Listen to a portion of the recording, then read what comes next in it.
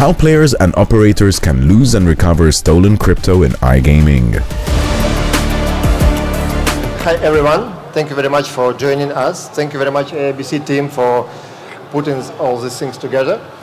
As we all know, in gaming industry, sometimes you can win, sometimes you can lose. But the problem is that you can lose not only within the game, but you can also lose outside of the game. So, welcome to our panel session, how crypto can be stolen and how it can be recovered in iGaming industry. My name is Dmitri. I am from a crypto crime investigation company. We are focusing on investigations only after the incident happened. I'll be moderating this panel session, and I am joined with two great experts.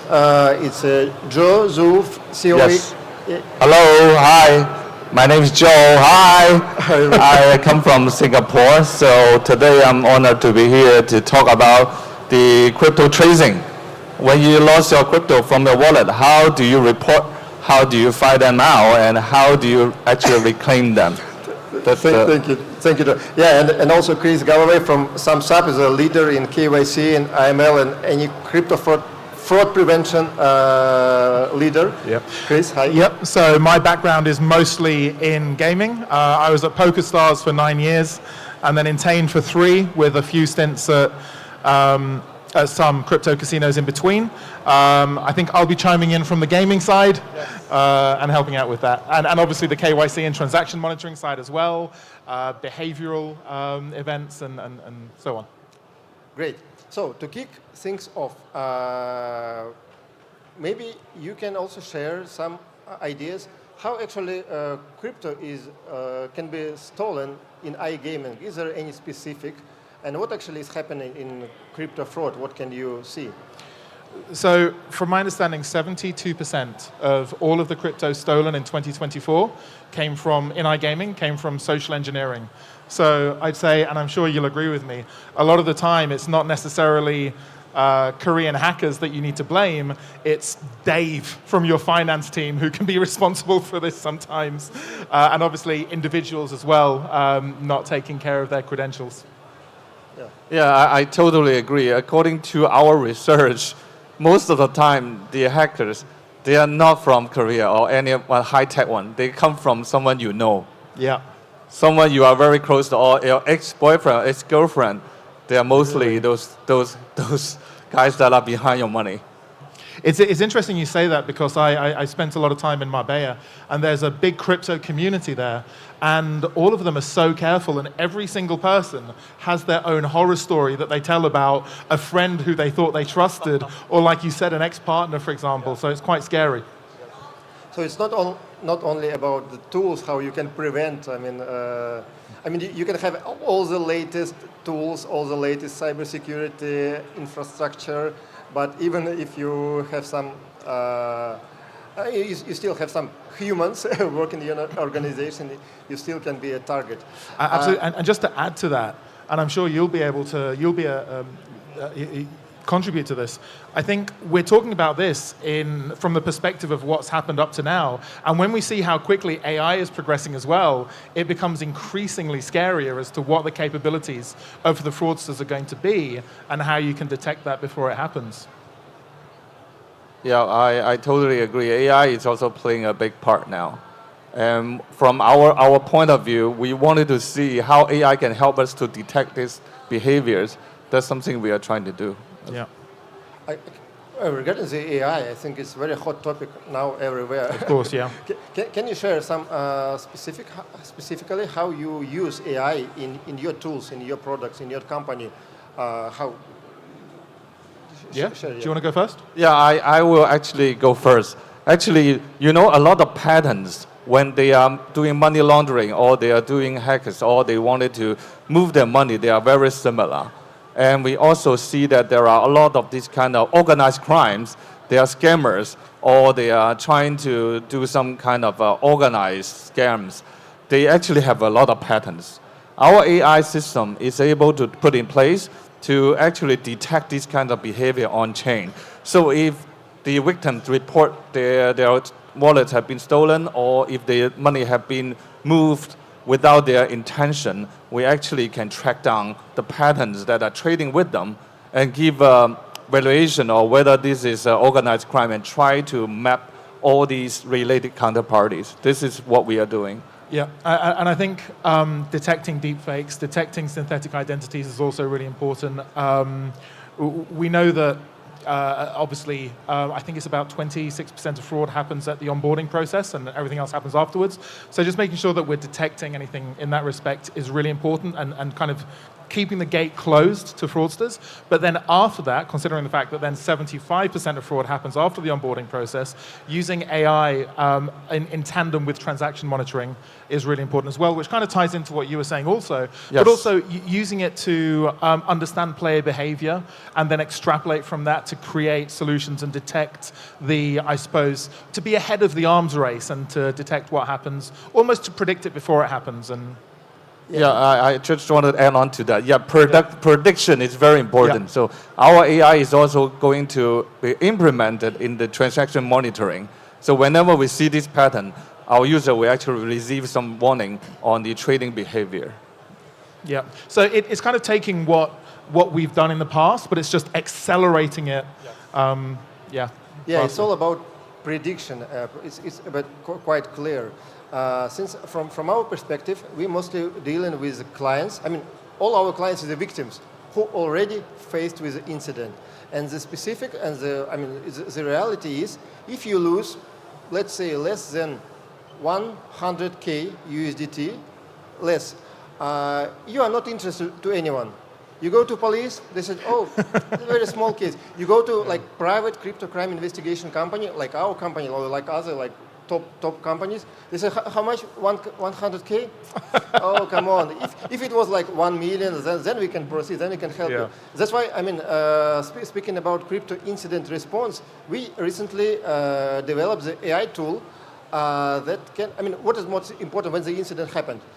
From our perspective, the most important part is to label the attacker wallet addresses in blockchain, to share this information immediately with all like blockchain analytics tool, with all crypto exchanges, with all like crypto community. And what we did, the AI can, our AI tool can automatically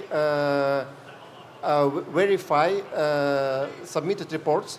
It can verify the transaction. Okay, let's say I have lost like 5K due to scam. I have chatted with some guys. They promised me some investment opportunity. I transferred to him, so I faced with a scam.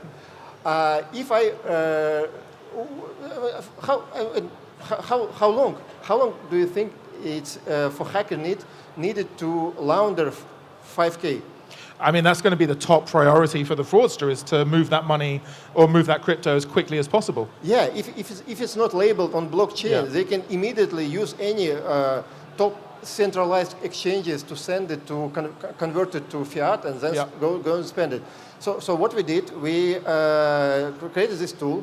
It can get the submitted report, verify what I say. Okay, 5K. Then AI asks me, okay, share your wallet address. I send wallet address. And I say, okay, it was like 2 days ago, around 5K, I have lost due to scam, blah, blah, blah, blah. So AI agent can go to like blockchain and check if any transactions around 5K, for around the amount 5K was happened like 2 days ago with this wallet address, so we could verify first. Then AI agent, of course, asked to provide some evidence. If I say it's a scam, I should have evidence, at least screenshots. So then I, as a victim, I send evidence like screenshots. AI also can read what is on the document, and it can like match what I say with what has happened on blockchain. So, and in the end, within few minutes, we get almost like 95% validated case that we can immediately send to our blockchain analytics tool and label it, and then immediately share. So this speed of reaction is very crucial. I was just about to say, how long does that take? But it's immediate, like you said, isn't it? Immediate, absolutely. Tell me what you think, but I think that in iGaming, I almost feel that at the current stage of AI, the fraudster has the edge. Like, they can almost, they have the more powerful AI in terms of taking advantage of the platform. But I dare say, and I could be wrong, that in crypto, I feel as though you have the edge. Like, your AI is more powerful than what the fraudsters can use. Yes, but I have to say that our AI is catching up because the patterns keep on changing. Yeah. The AI is all about machine learning, Yeah. right? The more you learn, the accurate it could be. But we are seeing they are trying to change the pattern. They Yeah. move their money quickly, and we are catching up. I wouldn't say that they are more advanced, but I can see they are very close.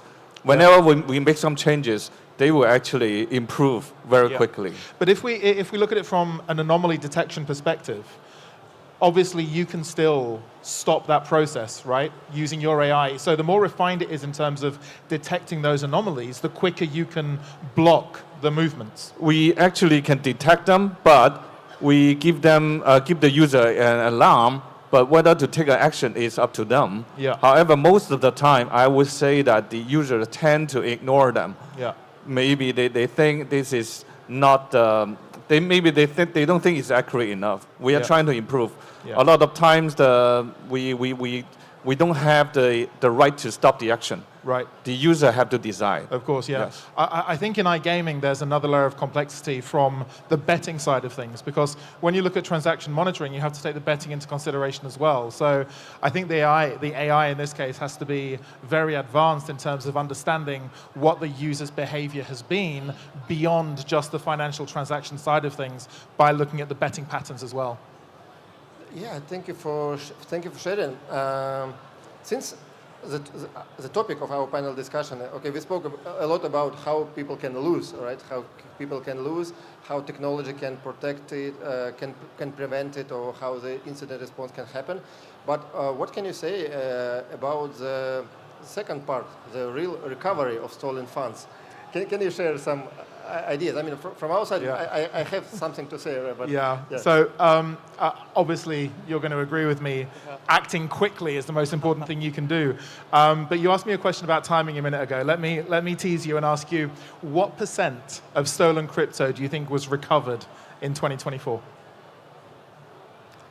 I don't know about the global statistics, to be honest, but I've seen some reports. I think less than 5%, maybe. If Ooh, close. What do you think? I don't think it's more than 10%. It's quite close. You're both in the range. You've hit the sweet spot Yes, perfectly. it's very hard to recover. 8%. So Yeah, okay, I'm closer. I love how competitive you are with that.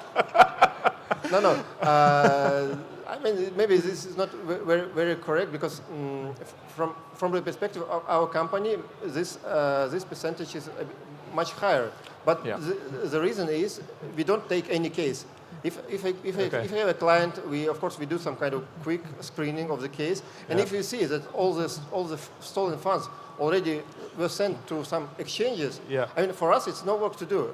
It's no money, no crypto there. Yeah. That's why we even don't take this case. Yeah. Yeah. You should have just said we don't. You shouldn't have said we don't take all cases, because you said, well, with us it's much higher than 8%. We recover a lot more than that. Should have just stopped there. No, we actually have in the history we have few cases when we recovered 100% of the stolen funds, and it was done within 1 week, and even police or law enforcement were not involved. We did it. I mean, speaking about the ways how the crypto recovery can be done, I would split it in 3 parts. First part is negotiations. Yeah. First of all, I mean, you still have a chance to negotiate with the attacker. In our case, sometimes we are lucky enough. We can get, since we're quite long in this field, we can get some sensitive information about the attacker. And then we have a better position for negotiating. Yeah. So we can send a message through blockchain, send small transaction with some comments. I say, okay, guy, what our next steps would be? Like option number 1, option number 2, option number 3. Yeah. And if you want to negotiate and if you want to avoid any problems, so let's find a solution. And one of the famous cases, it was 1 year ago, we have recovered 68 million USD to one client through negotiations. So this was very great case for us in terms of everything, in terms of revenue, in terms of our mass citation after this case. The second is, of course, is I think more standard. When you trace funds, addresses are labeled. When you trace funds and you inform all the crypto exchanges who has access to some blockchain analytics tool, and they can freeze. They have a chance to freeze these stolen funds on the exchange in case if any transaction will be done through the crypto exchange. But when we speak about some really big cases when our real professionals, from the hackers are real professionals. Normally they don't do it. Well, I was just about to ask you an impossible question. Actually, I was going to say, in regard to the Stake.com case with Lazarus Group, could anything have been done there to recover anything that was stolen? The 41 million, I think. Well, I think speaking about Lazarus Group is, I think now a lot of cases. Even if Lazarus Group is not connected with some hacks, people or police say, "Okay, it was done by Lazarus Group." Consumers that it's almost impossible to handle. Yeah, similar to the to the thing we saw with Anonymous back in the day as well. How people would just associate hacks to the Anonymous group when they really had nothing to do with it. Exactly. Joe, what do you think about the recovery? I think from my side, so since I already brought it up, most of the cases we saw were related to someone they know. The victims actually know who stole their money, but they just don't know it. So whenever I think the recovery rate of these kind of cases is more than 90%. Because we know, we ask them to check someone they know, check from someone they think they have exposed to this kind of paraphrases. This is easier. Yeah. But the most difficult one is those professional hackers. I was just going to say, I guess in the case of it being people you know, the people who steal it don't necessarily know how to move it quickly enough for it to be hidden. That's exactly why I say that, because these people are not professionals. Yeah. They don't know how to use this. They don't know how to move this quickly. They don't know how to use cross chains. They don't know how to use mixers. Yeah. And it makes it very easy to track. But anyways, I would just say that most of the cases we saw is like this. Yeah, I think from an iGaming perspective, obviously, if you look at something like bonus abuse, you have the opportunistic bonus abuse, and then you have the syndicate-level professional bonus abuse. I think the difference is that if you're an opportunistic abuser in iGaming, you're stealing enough to get by, whereas you can be an opportunist in crypto and steal millions at the same time, right? So it's a very different outcome. Yeah. So,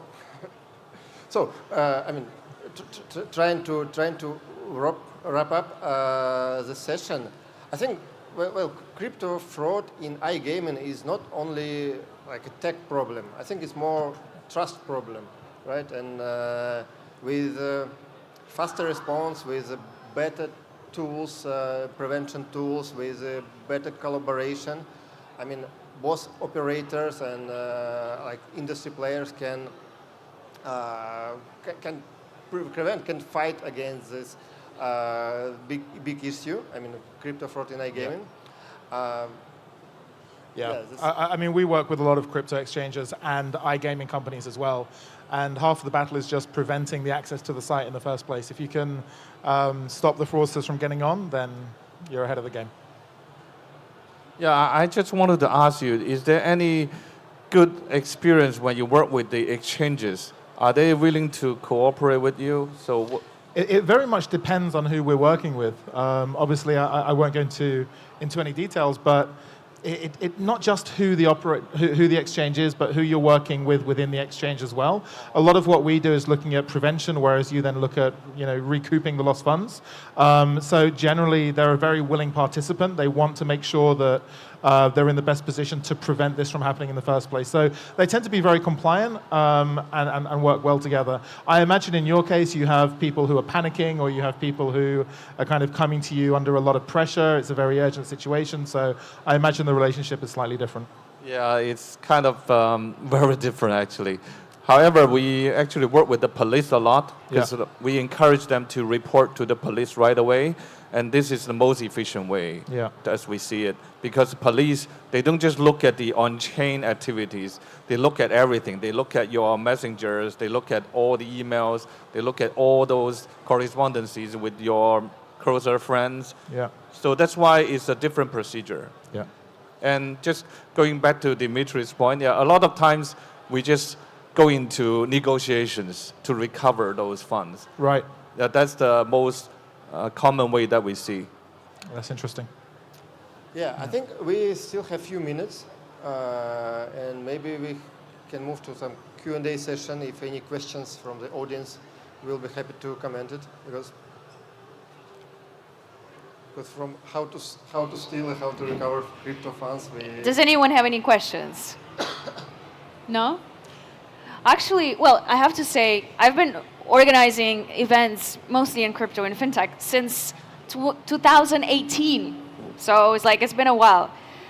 Now it's 2025. No matter how many times you tell people to hold on to their private keys, not to follow the suspicious links, not to send their money or crypto to some suspicious address, they still would do that. They would still do that. It doesn't matter. I'm talking about about hamsters though, right? You know the term? I'm sure you do. But probably a go-to advice from your end for both individuals holding crypto funds, either participating in any gaming activities or not, just holding on to crypto funds to keep them secure. Yes, holding on to private keys, of course. Using 2FA, of course. The reason I'm asking is because there are so many new tools. Let's say there's Telegram, and I'm using a Telegram wallet myself, right, for transferring crypto, for P2P, etc. There are so many exchanges out there that offer a lot of solutions for people to play with crypto, right? Then there are casinos and gaming platforms.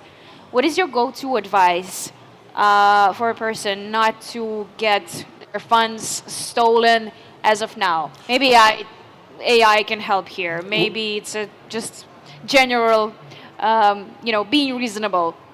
I'll jump in first if that's okay with you guys. You say that 2FA, of course, but a lot of people don't even know it exists. So 60% of people will reuse the same credentials, and it never becomes a problem until you're locked out. So I think that the key message from me would be to make sure that you are very aware of how easy it is for your account to be hacked, whether it's social engineering or an ex-partner, as you mentioned, and just taking much more care and making sure that you're protected as best you can be. Also, I just have to say it. I'm sorry. Here's to you, Kris, I guess. I recently spoke to one of the anti-fraud specialists who works for a big betting company.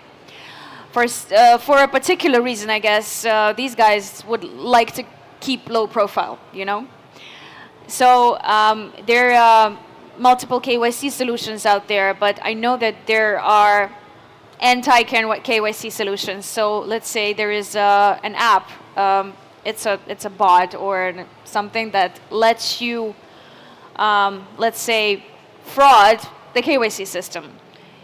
They can, I think it's AI based. It looks like a deep fake, right? So have you ever encountered something like that, and what are the ways to, An app specifically, no, but we do use AI. We use deep pixel analysis as well to make sure that deep fakes can't get through.